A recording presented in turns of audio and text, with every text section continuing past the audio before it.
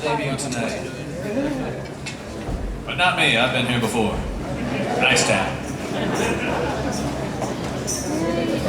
Thanks, man. Always nice to strum a banjo in Bristol. The other Bristol. We got a great Bristol in our state. It's called Bristol, Tennessee, and it's one of those states that's on two lines. Kind of like y'all in the Welsh, but it's like us in Virginia. Except that culturally we have a lot more in common, linguistically speaking.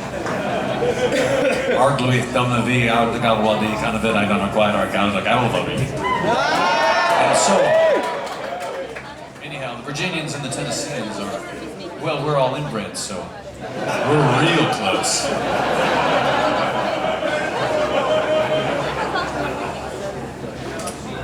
Thick as thieves we are, close as kin.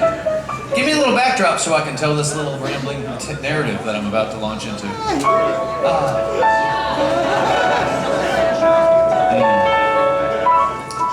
Well, let me tell you, I was thinking backstage about what town would be my town if I lived here, but if your town, I'm looking for a good comparison. And I realized that the town I grew up in is kind of like Hull. It came to me. It's like Hull. The rats are bigger than here in Bristol. Not that you don't have an impressive rat here, but the rats seem to be a little larger over there on the shores of the North Sea.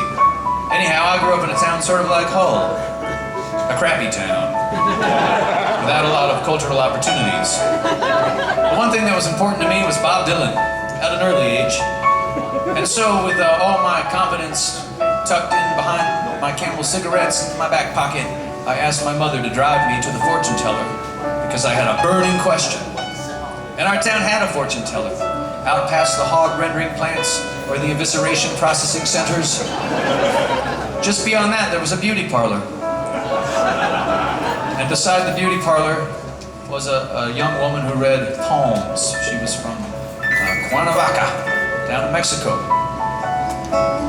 Anyhow, oh, that's delicate. Anyway, I walked in because I had a question that was burning on my mind.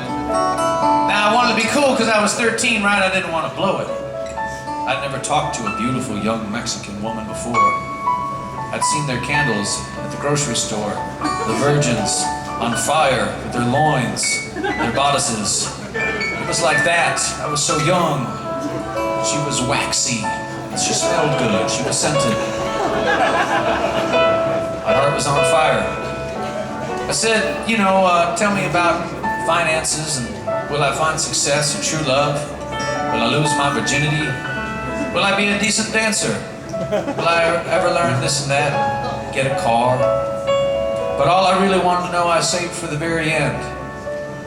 Will I ever meet Bob? She traced, she scanned, and she turned and flipped and flopped. And she pronounced vehemently, "No, you'll never meet Bob," in a Mexican accent. But I could understand clearly, despite the language barrier, that I was never gonna meet my hero. Sad, sad but true. There's still time. Now, if I'd asked her in retrospect, am I ever gonna write a song with my hero? Well, she would have found that line. I could have asked, will I ever be label mates on Columbia Records with my hero? Well, she would have had to find that line too. But anyhow, y'all can sort of fade it out now as we get ready for the next two.